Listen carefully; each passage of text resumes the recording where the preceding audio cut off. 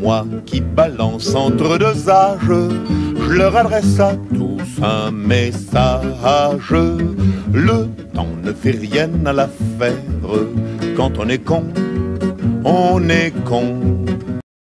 The Great Transatlantic Market between the European Union and the United States was born over 10 years ago. At European level, it's been on the agenda at several summits and ministerial meetings. The European Parliament has approved it 5 times. Implementation has been accelerated since 2007, when the transatlantic market entered a concrete stage. As planned, enactment began in 2010.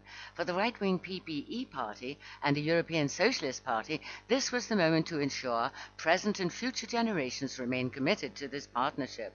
The Great Transatlantic Market would be a change in the very nature of the European project, and a fundamental about-turn in European history. It aims at dismantling all barriers to the free circulation of capital, goods, services and people between the European Union and the United States, the creation of unelected supranational political institutions to manage it, and asserts that it is a strategic global partnership which is the pivot of a new world order. The Great Transatlantic Market is the institutional expression of Western solidarity called for by the United States Clash of Civilizations propaganda. Nonetheless, the Great Transatlantic Market is not debated in public. Nobody has explained it to citizens. In 2009, less than a month before European elections were to take place, PPE and Socialist Party MEPs up for re-election continued to avoid acknowledgement of what was literally an unheard of decision. Entre vous, plus de controverses, con caduc ou con débutant, petit con de la dette. In December 2005, United States President Bill Clinton, European Commission President Jack Santer, and the European Commission's rotating president, Felipe González, all signed the new transatlantic agenda. 2 permanent institutions were thereby created, which are still operating today. These institutions went on to provide a laboratory for the Great Transatlantic Market project.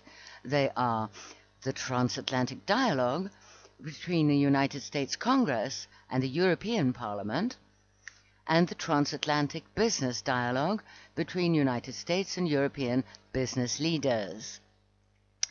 More than 10 years previously, in 1998, the European Commission's ultra-liberal and Atlanticist elements, British Conservative Leon Brittan, Italian Mario Monti, and German liberal Martin Bangerman, had begun pushing the new transatlantic market.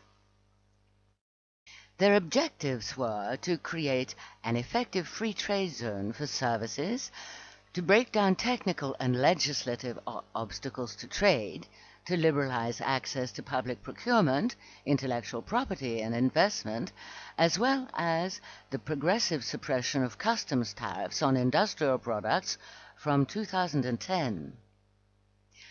Under Védrine, Jospin and Chirac, France vetoed this new project, which failed. In spite of which, the 1998 London European-USA Summit launched an economic partnership to broaden economic integration between Europe and the United States. It was to be merely a trial balloon and promptly returned under a new name. Starting in 2004, the European Parliament has very discreetly adopted several founding resolutions. Méditez l'impartial message d'un qui balance entre 2 âges. Le temps ne fait rien à l'affaire. From 2001 to March 2009, the European Parliament voted to approve a Great Transatlantic Market 5 times. These motions established the means for an unhindered free market, the calendar, and a supranational Western Intervention Committee. In a resolution voted as early as 17 May 2001, the European Parliament saw, in the Americas Free Trade Zone, which has been renamed and reshaped since then, an interesting opportunity to further liberalize exchanges between the European Union and the USA. It stresses that the Americas Summit was held in Quebec in April 2001 and was dedicated to establishing an Americas Free Trade Zone by 2005, and could have an important impact on traditional commercial links between the European Union and the Americas. To prepare for these changes, the Parliament invited the Commission to update the transatlantic partnership to include a more substantial agenda. A strengthening of the transatlantic relationship, Resolution 15 May 2002. In 2004, preliminary work by the EU Parliament and Commission produced the Transatlantic Market Project for 2015. The Transatlantic Market will be ready for 2015. Paragraph 13 proposes a 10-year action plan aimed at increasing and broadening the transatlantic market, as well as transatlantic economic and monetary cooperation to provide a single transatlantic market in 2015. Invites the next EU-USA summit to form a group of experts tasked with elaborating specific proposals to this end. Paragraph 14 nevertheless recommends an anticipated execution date 2010 for financial services, capital markets, aeronautics, the digital economy, privacy, security, and intellectual property rights, competition policy, and cooperation in regulatory matters. Paragraph 15 considers that all the above-mentioned initiatives should lead within the time frame to a founding treaty between the EU and the United States to establish a transatlantic market mandating free circulation of goods, capital, services, and people. The European Parliament issued 2 reports which fill out details for this project in 2006. In January 2006, the Foreign Affairs Committee adopted a report by Elmar Brok, German CDU MEP, for a wider transatlantic partnership to include the economy, politics, and security.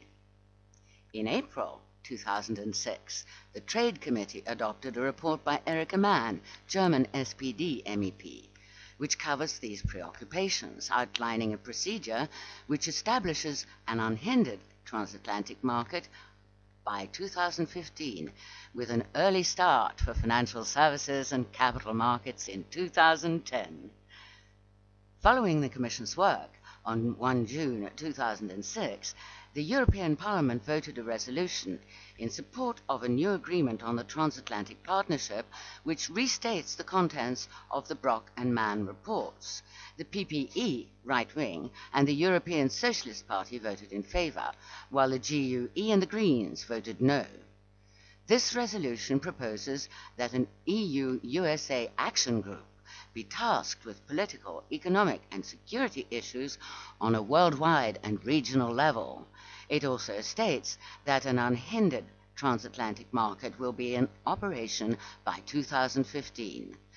Lastly, it proposes that the transatlantic dialogue between lawmakers become a fully fledged transatlantic assembly. The Parliament voted in favour of supranational authorities, neither elected nor responsible. In 2007, the Great Transatlantic Market was running out of steam, so the European Parliament voted another resolution renewing its support for a transatlantic market without customs barriers and harmonised regulations for 2015. The EU-USA summit on 30th of April 2007 then gave the project a decisive boost. Barroso, Merkel, and Bush jointly adopted a framework for the achievement of transatlantic economic integration. This summit established a Transatlantic Economic Council presided by the EU Commission Vice President Günther Verheugen of the SPD and Al Habab, director of the White House National Economic Council, and equal numbers of representatives from both the US executive branch and the European Commission. In a resolution approved 8 May 2008, the European Parliament hails the project's progress and notes that the Transatlantic Economic Council has begun work. The Parliament restates its opinion that an efficient and competitive transatlantic market provides the proper basis for a solid transatlantic partnership which will enable the Union and the United States to meet worldwide political and economic challenges together. It also resolutely supports the process of strengthening transatlantic economic integration. It ratifies the Commission's decision, on the Parliament's advice, to complete by 2008 a study on the obstacles to be dismantled prior to completion of the transatlantic market, and states that the study should be widely distributed on both sides of the Atlantic. The Transatlantic Economic Council began work and reported on a first stage of progress at the EU-USA Summit in Slovenia, 10 June 2008. The summit's closing statement notes, "We recognize the Transatlantic Economic Council's work and are determined to make it the prime institution tasked with moving towards concrete solutions to obstacles to transatlantic trade and investment." We hail the support given by the TEC to the importance of an open investment environment and will resist domestic calls for protectionism and will oppose protectionism overseas. The models for free and fair exchanges and open investment are the pillars of global economic growth. The Transatlantic Economic Council's progress report is appended to the summit's conclusions. It is proposed that elimination of obstacles to international trade and investment be accelerated. It enjoins the USA and the EU to codify, reform, and, where necessary, reduce regulations to strengthen the private sector.